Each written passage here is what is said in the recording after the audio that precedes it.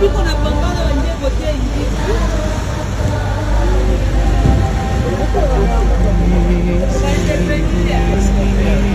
علما نافعا ووافقا